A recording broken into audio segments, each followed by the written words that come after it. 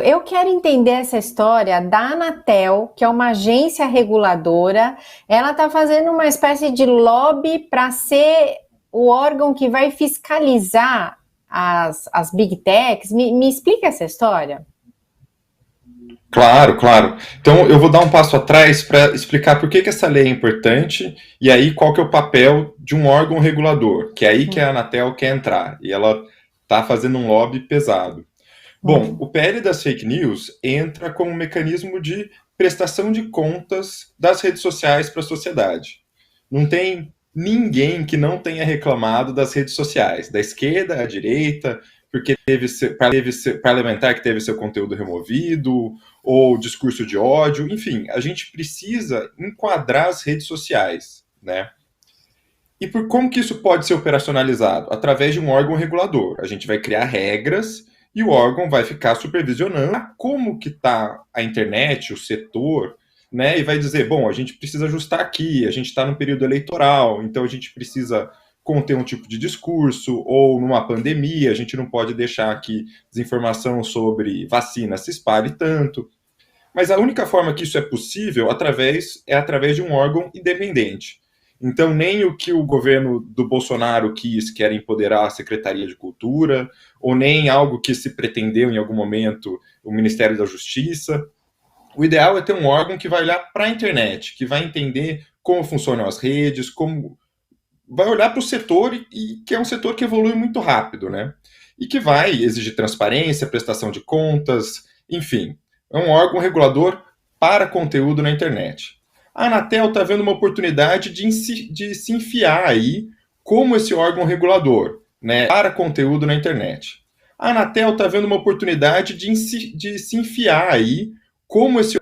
A gente está aqui preparado, a gente regula as telecoms, a gente pode aproveitar e regular as redes sociais também. Agora, qual que é o problema disso? Primeiro é competência, né? Eles estão olhando para a infraestrutura, eles não entendem nada, eles, a Anatel, né? Não entendem nada de conteúdo. Inclusive, historicamente, misturar infraestrutura e conteúdo é algo muito problemático. Nos Estados Unidos, as telecoms viraram para as. Teve um caso específico com a Netflix. A Comcast, uma operadora, virou para a Netflix e falou: ó, o seguinte, você usa muito internet, eu quero que você pague mais. Você vai pagar mais ou eu vou cortar a sua internet. Então, essa separação é muito importante. A gente tem dois setores separados que têm que agir de forma independente. Se a gente joga os dois poderes no mesmo espaço, a gente começa a ter problemas de concentração de poder, concentração de mercado, isso num nível de competência. Agora, tem um segundo problema que é quem é a Anatel, né? Qual que é o serviço que a Anatel prestou para a sociedade brasileira?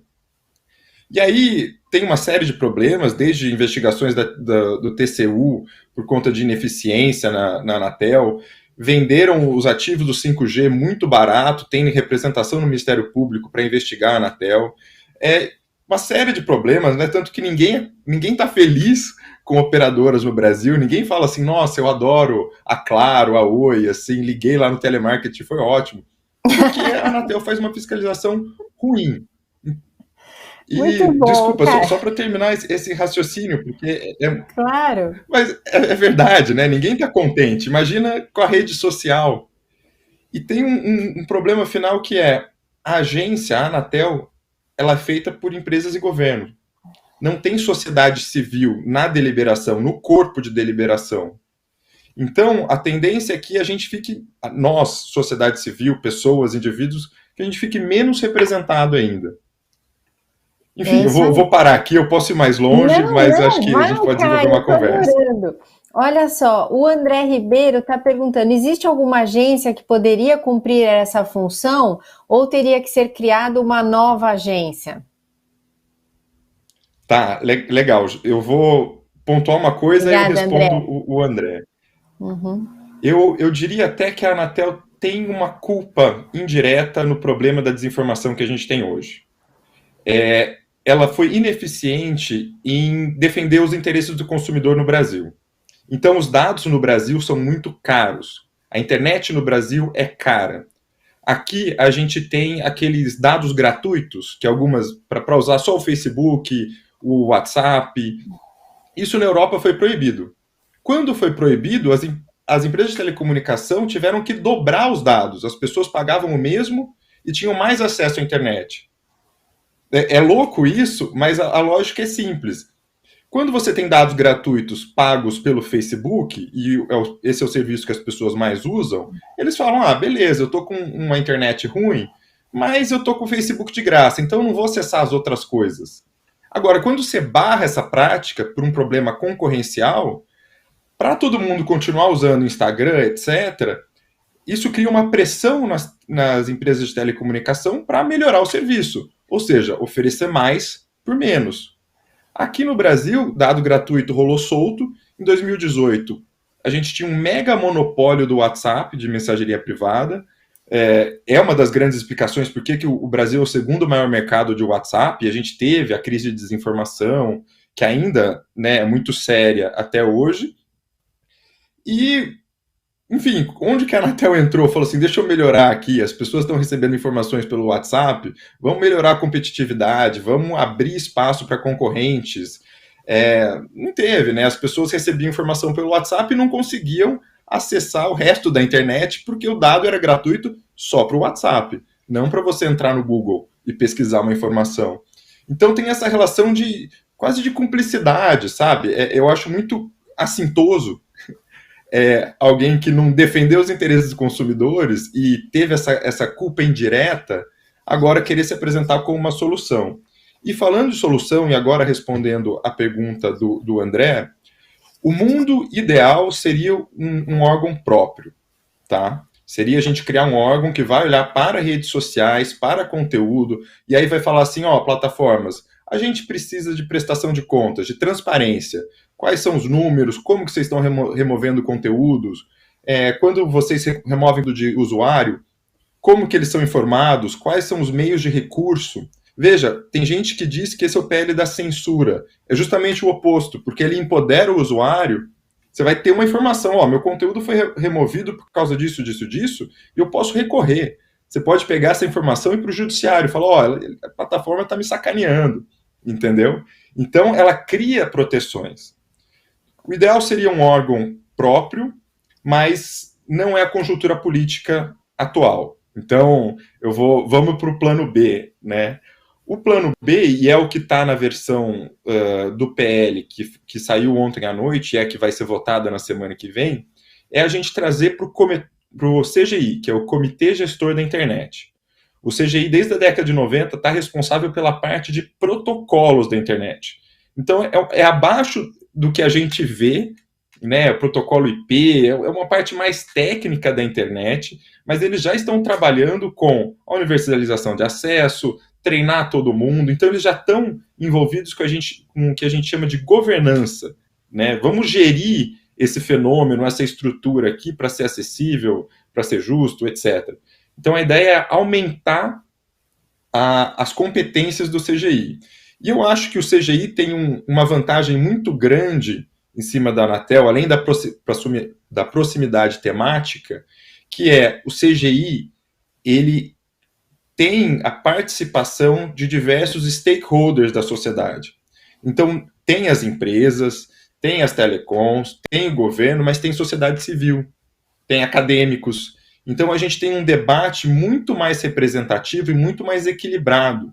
Então, a gente tem certeza que os interesses do consumidor vão ser contemplados, a gente tem certeza que direitos humanos, né, porque a gente está falando de liberdade de expressão, liberdade de acesso à informação, né, esses vão ser contemplados, o ponto de vista técnico, acadêmico vai ser contemplado. Então, esse modelo de governança é muito mais interessante para nós do que o modelo da Anatel, que, né, usa o exemplo da telefonia de novo. Quem que está feliz com a telefonia no Brasil?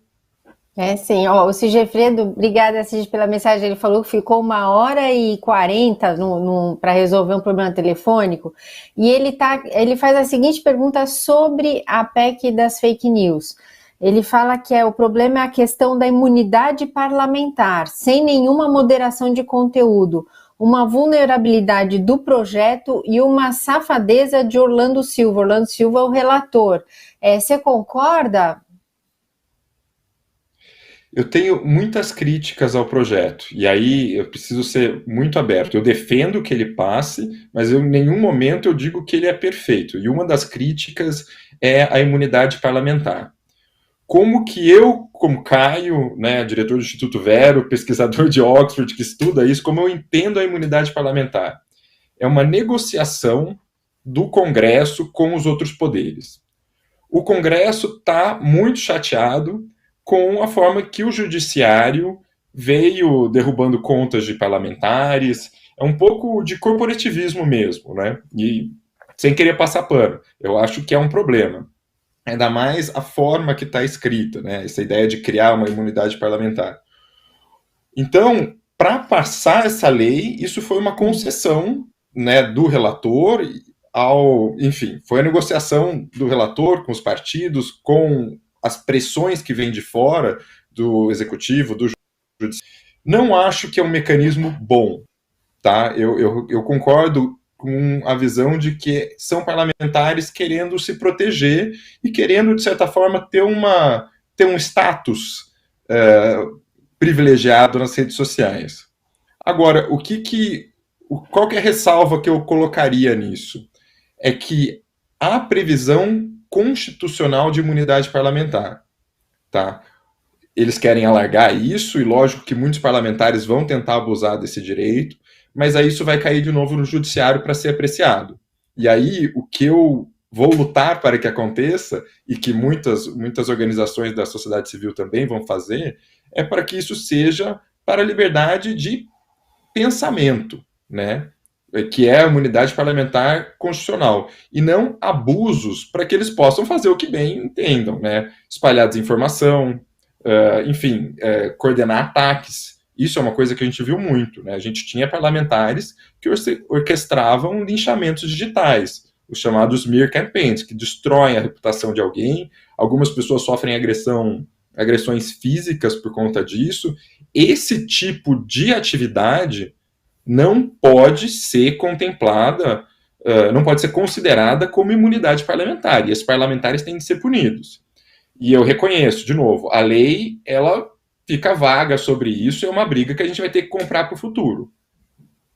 Agora, Caio, por exemplo, ontem a gente falou aqui da deputada Carla Zambelli. Ela estava fazendo uma vaquinha online, pedindo pelo Pix lá para as pessoas depositarem uma grana para ela, porque ela foi condenada por ter justamente compartilhado fake news, compartilhado imagens sem dar o devido crédito, né, sem ter o direito autoral daquela imagem, e uma série de irregularidades.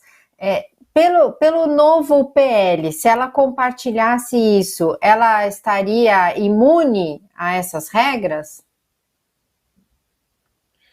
Não, porque ela seria uma usuária como, né, como qualquer um, como nós. Ela teria recursos para disputar isso no judiciário e teria um mecanismo ali para ter sua conta reestabelecida. Quer dizer, diferentemente de uma pessoa como eu, que não sou um deputado, não sou essa figura pública, ela teria alguns direitos de ser restabelecida e ficar ali, e depois isso vai para o judiciário. Mas as redes sociais vão ter meios de reagir ao que é grave e ao que oferece um risco grave e iminente, entendeu? Então, se ela coloca lá, como ela fez no passado, que, sei lá, você não deve usar máscara, você não deve se vacinar, etc., isso coloca vidas em risco, a rede social vai ter todo o poder de derrubar, né? Eu acho que parte do problema que a gente vê também não diz só respeito às redes sociais, a gente está falando de problemas